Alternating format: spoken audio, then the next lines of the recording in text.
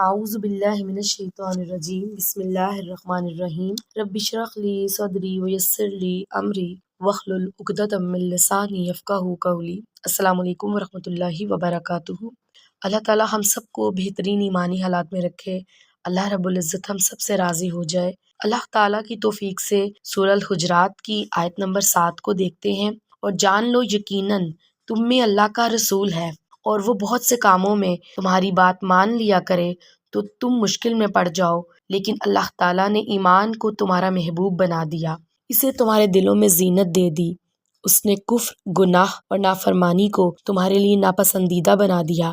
یہی لوگ ہیں جو ہدایت پانے والے ہیں۔ الحمدللہ آیت کو ہم دیکھتے ہیں کہ اس کے 5 حصے ہیں۔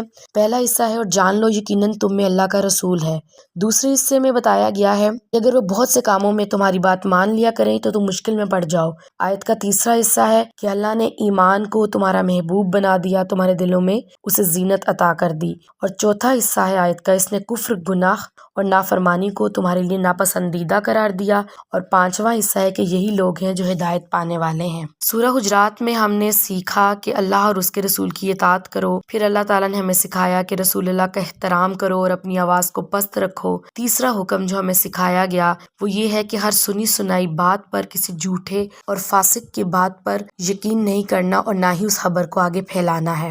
اس آیت کے آغاز میں اللہ تعالیٰ نے فرمایا اور جان لو یقیناً تم میں اللہ کا رسول موجود ہے، یعنی کہ رسول اللہ صلی اللہ علیہ وسلم اس وقت موجود تھے۔ یہ جھوٹ کی وعید اور رسوائی اور بدنامی کی دھمکی ہے، یعنی ایک ایسا آدمی جو جھوٹ کی صورت میں کفر کی راہ اختیار کرتا ہے، اللہ تعالیٰ نے اپنے رسول کی زبان سے اسے رسوائی کی دھمکی دی ہے۔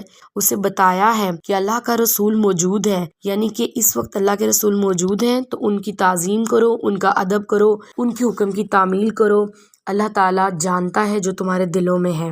پھر اللہ تعالیٰ فرماتے ہیں کہ اگر رسول تمہاری ہر بات کے اوپر توجہ دینے لگ جائیں گے، ماننے لگ جائیں گے، تو وہ تمہارے لیے ہی مشکل ہوگی۔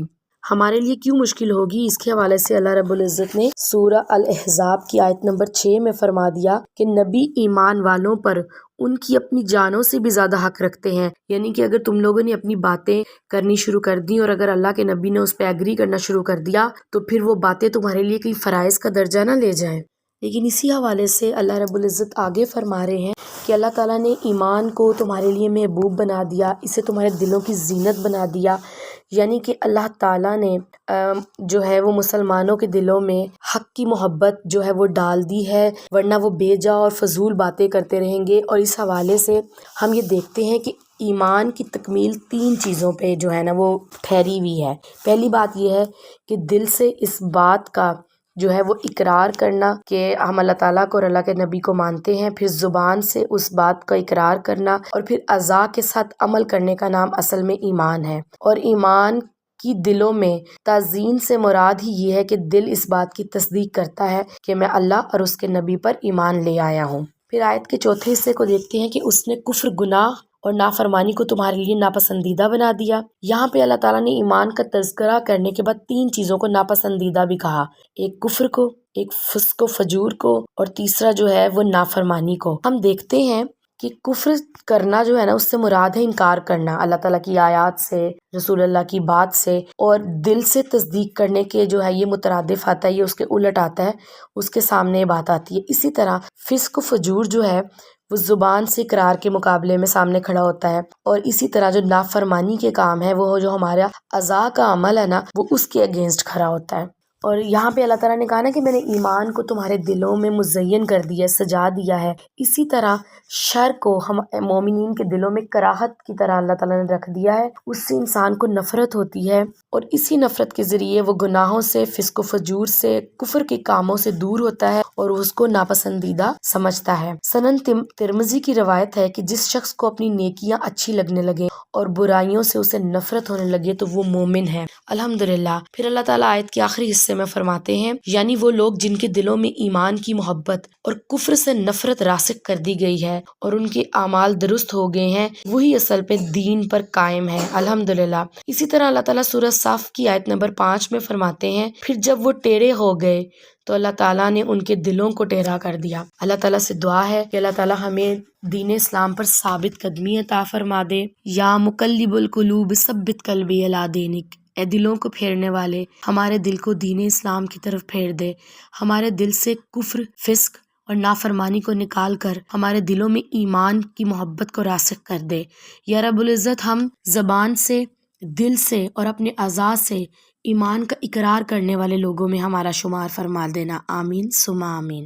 سورہ الحجرات کی آیت نمبر 8 کا ترجمہ دیکھیں گے۔ اللہ تعالیٰ کے فضل اور احسان سے، اور اللہ تعالیٰ سب کچھ جاننے والا، حکمت والا ہے۔ یعنی کہ ہم دیکھتے ہیں کہ جو بھی پیچھے اللہ تعالیٰ نے عنایات کی کہ ایمان کو مومنین کے دل میں راسخ کر دیا اور ان کو کفر سے، فسق سے، فجور سے، نافرمانی سے دور کر دیا، تو یہ صرف اور صرف اللہ تعالیٰ کا فضل ہے اور اس کا احسان ہے کہ جو ان مومنین کے مقدر میں بھلائیاں لکھ دی۔ اور کبھی بھی کوئی انسان یہ نہیں کہہ سکتا کہ یہ سب اس کے اعمال کی وجہ سے ہے۔